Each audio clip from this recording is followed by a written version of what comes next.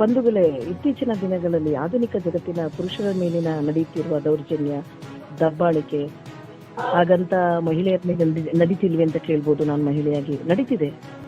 ಹೆಣ್ಣಿಗೆ ಕೂಡ ಇವತ್ತಿಗೂ ದಬ್ಬಾಳಿಕೆ ದೌರ್ಜನ್ಯ ನಡೆಯೋದ್ರಲ್ಲಿ ಮುಂಚೂಣಿಯಲ್ಲಿ ನಾನು ಕೂಡ ಮಹಿಳೆಯಾಗಿ ಇದ್ದೇನೆ ಅಂತ. ಇವತ್ತಿಗೂ ಕೂಡ ನಡೀತಿದೆ.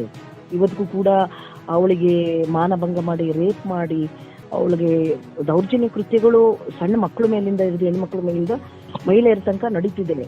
ಆದರೆ ಅದರಷ್ಟೇ ನೋವನ್ನ ಒಬ್ಬ ಪುರುಷನ ಕೂಡ ತಿಂತಿದ್ದಾನೆ. ಕಾರಣ ಏನಂತ ಹೇಳಿದ್ರೆ, ಇವತ್ತು ದೌರ್ಜನ್ಯ, ದಬ್ಬಾಳಿಕೆ ಇದು ಜಾಸ್ತಿ ಆಗಿರೋದು ಕಂಡು ಬಂದಿರೋದ್ರಿಂದ ಕಾನೂನಲ್ಲಿ ಮಹಿಳೆಗೆ ತುಂಬಾ ರಕ್ಷಣೆ ಕೊಟ್ಟಿದೆ. ಆ ಕೆಲವೊಂದು ಕಡೆ ಮಹಿಳೆ ಮಿಸ್ಯೂಸ್ ಮಾಡ್ತಿದ್ದಾಳೆ ಆ ಕಾನೂನನ್ನ. ಕೆಲವೊಂದು ಮಹಿಳೆ, ಈಗ 10 ಜನದಲ್ಲಿ ಒಂದಿಬ್ಬರಾದ್ರೂ ಅದನ್ನ ಮಿಸ್ಯೂಸ್ ಮಾಡ್ತಿದ್ದಾರೆ. ಯಾವಾಗ ಕಾನೂನಲ್ಲಿ ತುಂಬಾ ಸ್ವತಂತ್ರ ಮಹಿಳೆಗೆ ಕೊಡ್ತು, ಆವಾಗ ಪುರುಷ ತುಂಬಾ ಚೆನ್ನಾಗಿ ಮನೆಯಲ್ಲಿ ಕೌಟುಂಬಿಕ ನಿವಾರಣೆ ಮಾಡ್ತಾ ಇದ್ರು ಕೂಡ ಆ ಮಹಿಳೆ ಇನ್ನೊಂದು ಕಡೆ ಸಂಬಂಧ ಇಟ್ಕೊಳ್ಳೋದು ಅಥವಾ ಅತ್ತೆ ಮಾವನ್ನ ನೋಡದೇ ಇರೋದು, ಈ ತರ ದೌರ್ಜನ್ಯ ಪ್ರಕರಣ ಕೃತ್ಯ ಯಾವಾಗ ಜಾಸ್ತಿ ಆಯ್ತು, ಆಮೇಲೆ ಕಾನೂನಲ್ಲಿ ಯಾವಾಗ ರಕ್ಷಣೆ ಕೊಟ್ಟು ನಿನ್ ಮೇಲೆ FIR ಮಾಡ್ತೀನಿ ಅನ್ನೋದು, ನಿನ್ ಮೇಲೆ ಕೆಲವೊಂದು ಸಂಘಟನೆಗೆ ಹೋಗಿ ಕೂರ್ತೀನಿ ಅನ್ನೋದು, ಈ ತರ ಕೆಲವೊಂದು ಗಂಡಸರು ಪ್ರತಿಷ್ಠಿತ ಮನೆತನದಿಂದ ಇರ್ಬೋದು, ಸ್ವಾಭಿಮಾನಿ ಗಂಡಸರು ಈಚೆ ಬರ್ಲಿಕ್ಕೆ, ಹೇಳ್ಕೊಳ್ಳಿಕ್ಕೆ ಮತ್ತೆ ಈಚೆ ಬರ್ಲಿಕ್ಕೆ ಹಿಂಜರಿಕೆಯಾಗಿ ಕೆಲವರು ಹೇಳಲಿಕ್ಕೆ ಹಿಂಜರಿಕೆ ಮಾಡ್ತಾ ಇದ್ರು.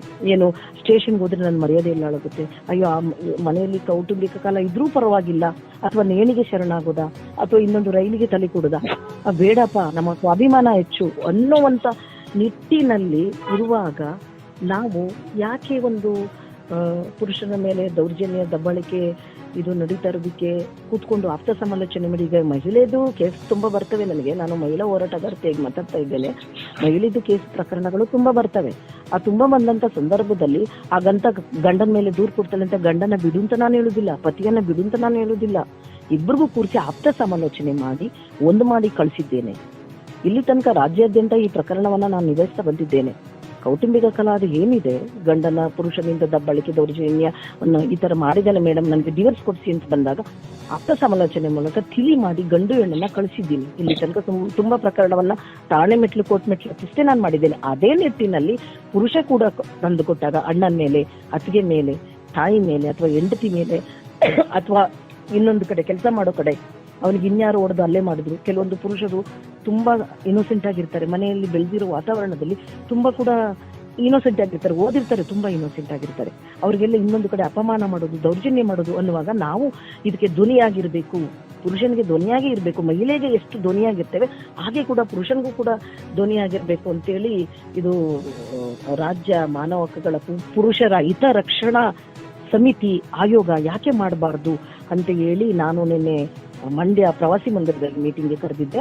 ನಮ್ಮ ಮಾಜಿ MLC KT ಶ್ರೀಕಂಠೇಗೌಡರನ್ನ ಇದನ್ನ ರಾಜ್ಯಾಧ್ಯಕ್ಷರು ಮಾಡಿದ್ವಿ.